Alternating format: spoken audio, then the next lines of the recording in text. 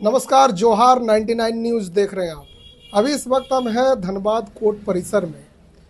आपको पता होगा कि 30 तारीख को बार एसोसिएशन का चुनाव होता है। ठीक उसके दूसरे दिन जो है रात को 1-2 बजे तक चुनाव परिणाम के लिए वोट काउंटिंग किया जाता है। लगभग जो 1 बजे तक ये क्लियर हो जाता है कि किसने बाजी मारी और किसको हार का सामना करना पड़ा। अभी हमारे साथ है पूर्व महासचिव धनबाद बार एसोसिएशन के विदेश कुमार दा, जो 16-18 के सेशन में ये महासचिव थे। लगातार चुनाव लड़ते हुए आ रहे हैं। जीत फिर दोबारा अभी तक नहीं मिली है। समीक्षा किए हैं कितना, ये हार का कारण क्या है, इन सभी विषयों पर हम लोग बात करेंगे। क्या हुआ दादा, बहुत मेहनत किए, स्लोगन्स भी आया आपका, विदेश दा आते हैं आएंगे, कहीं ना कहीं आप जो है ना एक अच्छे तर्ज पर जो है चुनाव का प्रचार किए, लेकिन जीत नहीं मिली। चलिए, जीत हार अपनी जगह है। चुनाव लड़ा, आगे भी चुनाव लड़ेंगे।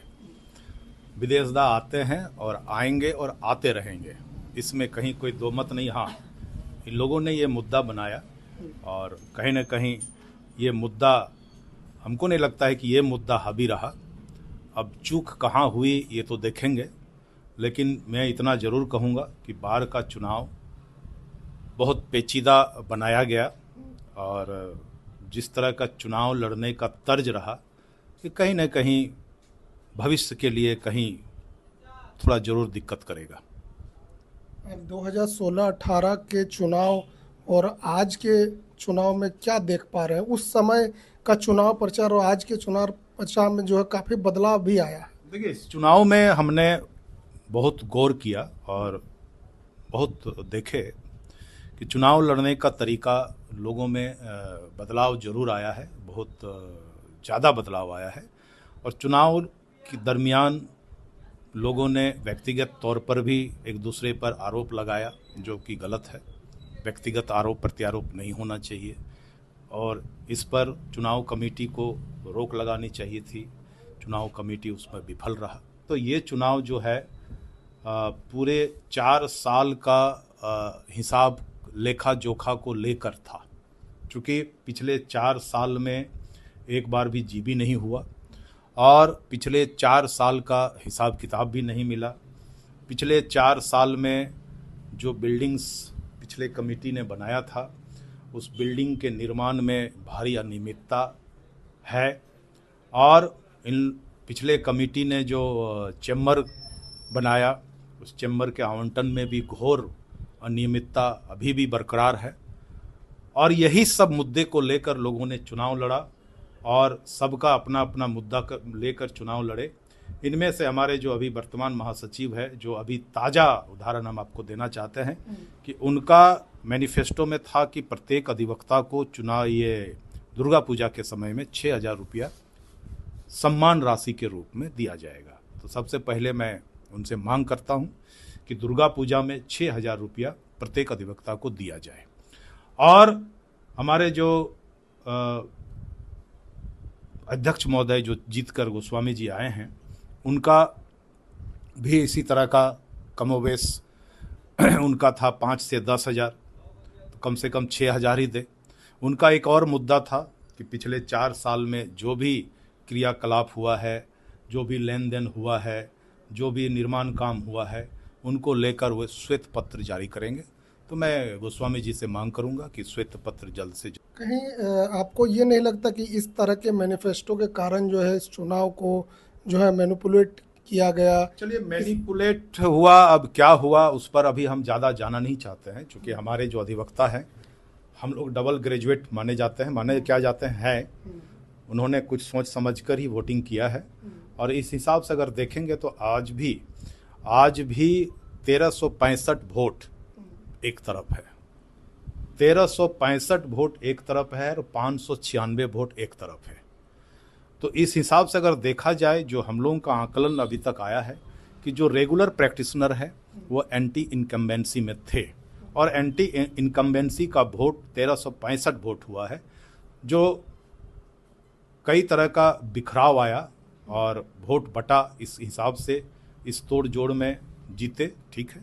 क्योंकि अब मैं इसलिए खुल के बोलना चाहता हूं कि बाहर के चुनाव को इतना पेचीदा नहीं बनाना चाहिए। और ये भी देखा गया कि हमारे उम्मीदवार नेताओं के शरण में गए, पार्टियों के शरण में गए, विधायक के शरण में गए। ये सब बाहर के चुनाव में नहीं होना चाहिए। आपके पार्टी आपको मदद क्यों नहीं की? मेरी पार्टी, हम पार्टी से बिलोंग जरूर करते हैं, लेकिन मेरा मानना है कि बाहर के चुनाव में कोई पार्टी पॉलिटिक्स नहीं होना चाहिए। आप एक बात और मैं बताना चाहता हूं कि मेरे चाचा जी संजीव कुमार के फंड से यहाँ काम भी हुआ है। कोई वकील बता नहीं सकता है, कोई भी वकील साहब ये नहीं कह सकते हैं कि मेरे चाचा जी का कहीं किसी का फोन आया, किसी को समझाने का कोशिश किए या कुछ, ऐसा कुछ नहीं है। वो उपलब्धि आप कभी नहीं की? नहीं, कभी नहीं। नहीं, उपलब्धि हम जरूर बोलते हैं कि भाई चाचा जी जब थे तो हमने पोडियम में एक बड़ा शेड बनाया, मेरे पास अवसर था, हमने किया, वो हमने जरूर बताया। लेकिन ये कोई नहीं बोल सकते हैं कि संजीव कुमार किसी को वोट के लिए बात किए हैं कि आप इनको वोट दो, ऐसा कभी नहीं किया गया है।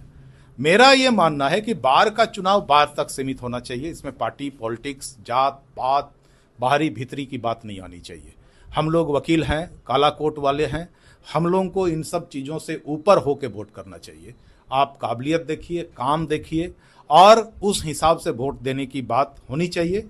लेकिन कुछ न कुछ, कहीं ना कहीं इन सब चीज़ मुद्दा जरूर हावी रहा। जैसे देखिए, हम लोग पत्रकार हैं, हम लोग गांव-गांव घूमते हैं, शहर में घूमते हैं, बहुत सारे लोग अभी बताते हैं हम लोग को कि देखिए जो वर्तमान में जो सरकार है जेएमएम कांग्रेस की, वो लोग जो है एक मैया सम्मान योजना का जो है ना, वो सिस्टम के कारण ये लोग आया, जो 2500 रुपया करके हर महीना को दिया जाए। तो कहीं उस तरह का ये भैया सम्मान योजना जो 6000 रुपये का है, तो कहीं इसके कारण ये चुनाव प्रभावित हुआ, आपको हार का मुंह देखना पड़ा, ऐसा तो कहीं नहीं ना? देखिए, ये मुद्दा बहुत गंभीर मुद्दा है और आने वाले समय पर और मैं खुल के बोलूँगा। चूँकि इनका पिछले जो भी चुनाव लड़े, खास करके जितेंद्र जी का, उनका एक कैंपेनिंग चला कि विदेश दा आते नहीं है, और मेरे ऊपर कुछ कुछ ऐसे भी बातें हुई जो नहीं करना चाहिए था उनको, ठीक है। तो इन सब मुद्दे जरूर कहीं ना कहीं तो जरूर कहीं ना कहीं प्रभाव दिखाया। और जो आते नहीं हैं, ये तो खैर बेकार की बातें हैं। अब आएंगे विदेशदा, रेगुलर विदेशदा आते हैं, आते रहेंगे। आप देख रहे हैं कि हम रोज कोर्ट में हैं। हाँ, एक समय मेरा अनुपस्थिति रहा है, हम मानेंगे उस बात को। जो चीज़ें हैं आपको खुले दिल से एक्सेप्ट करना चाहिए। हम खुले दिल से हार स्वीकार करते हैं और खुले दिल से उनका जीत भी स्वीकार करते हैं। लेकिन जीतने के लिए जो तोड़ जोड़ हुआ वो नहीं होना चाहिए। क्या तोड़ जोड़ हुआ? जैसे काफी तोड़ जोड़ हुआ है। जैसे यदि अब ये माना जाए कि पहले हम इस पर खुल के बोलना नहीं चाहते थे, लेकिन अब इन सब ये बातें खुलकर सामने आ चुका है और लोग बोल भी रहे हैं, मीडिया में भी जा रहा है। कई तरह की बातें हैं कि चुनावी खर्चा बहुत बढ़ चुका है, इस पर लगाम लगना चाहिए। और पहले जैसे हम लोग, पहले भी हम चुनाव लड़े हैं, छोटा मोटा पार्टी हमने भी किया है। जो बात है स्वीकार करना चाहिए, उसमें भागने से थोड़ा, भागने क्यों भागे हम? पार्टियां पहले भी हुई है, लेकिन जिस तर्ज पर अब पार्टियां हो रही है, ये कहीं ना कहीं बार के लिए, बार के स्वास्थ्य के लिए अच्छी बात नहीं है।